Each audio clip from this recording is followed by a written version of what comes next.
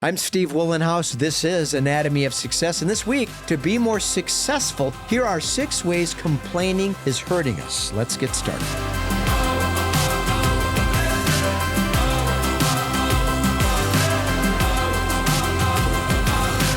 Again, this is Anatomy of Success, and I'm your host, Steve Wohlenhaus. We gather each week. We do short episodes, which, by the way, you can find audibly at all your favorite platforms. And then you can join our YouTube community here by subscribing to the podcast here. And each week we dedicate time to talking about this philosophy I created many years ago called my 4 tenets of equanimity, which is based on better health, healthy relationships, healthy intimate relationships, and more satisfying work. When we focus on those 4 categories and all the many things that complement those things, we start to move in the direction of taking actions each day, things we can control and focus on that improve happiness and our sense of making progress in a positive direction. And by the way, AOS.Academy, that's a destination people are flocking to because there's so many resources there that expand upon these ideas for people that want to dive in deep and make a big commitment. Like I'm talking about a commitment that's going to get measurable results. As you know, nothing's a panacea here. We don't candy coat anything.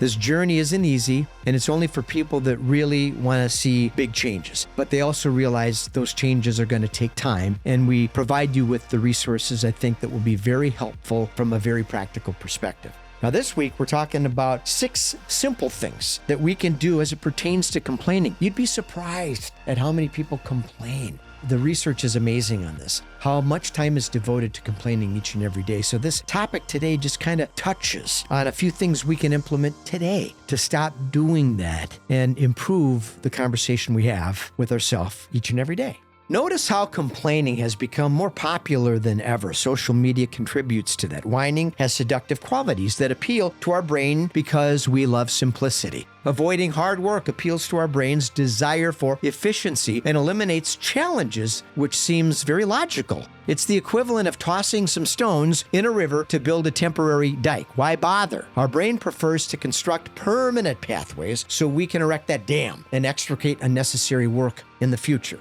The problem, when we complain, our brain responds in the same fashion. Chronic complaining results in a pattern of behavior that becomes involuntary because our brain has established neural pathways now that make it easy to repeat. Once we get in the habit of lamenting, we develop a conditioned response to adversity now, challenges and difficulty, which makes excuses and blames everything for the reasons why we don't succeed. In the process, we develop a clinical attitude toward people and latch on to easy explanations for somebody else's success. They have privilege. They have an advantage. They must have cheated. We marinate in this state of mediocrity now long enough, and we do irreparable damage to our brain. Research from Stanford University shows this pattern of complaining shrinks our hippocampus, which can have serious health implications, by the way. So what are some of the other effects that complaining has on impacting a happy quality of life? Here are 6 ways complaining too much is hurting us.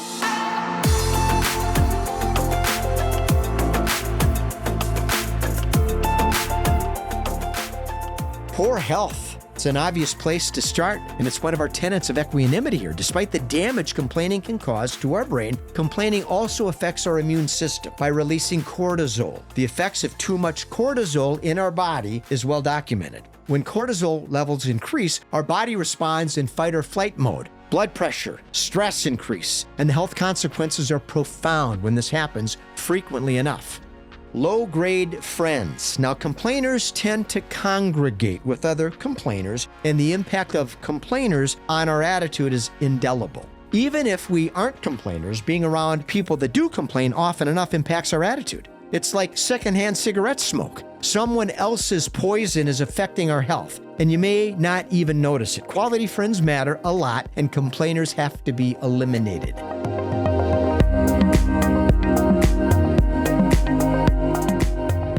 Ungrateful.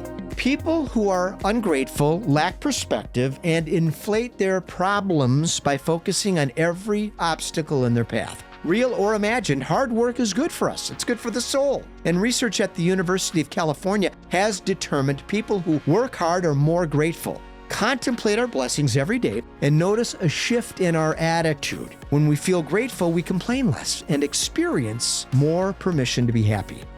chronic problems. People that complain are bothered by life, and people that feel life is a burden seldom see the opportunities that are right in front of them. When life is a bother, people see obstacles every place, and it's usually someone else's fault. Sounds familiar? It's prevalent in our society today. By offering people a steady stream of excuses for their lack of personal responsibility, we empower people to remain complacent, complain less, blame less, and focus on opportunities, not the obstacles.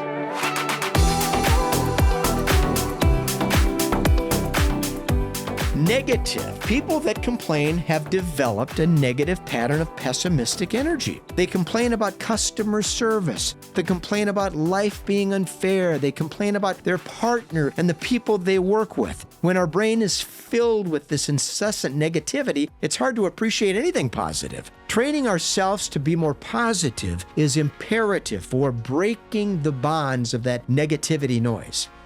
Ambiguous. People that complain have no sense of purpose. Life is a series of arbitrary events that happen to them. Their sense of control is lost and their direction is ambiguous. When we believe good fortune in life is the product of luck, we remove our ability to make better choices, create better opportunities for ourselves, emphasize learning, personal growth, take full responsibility for all of our actions, and change our attitude. So when we can attract the positive energy that promotes self-improvement, better opportunities, and more opportunity in life, and it removes this sense of a vague direction in favor of one that's very clear.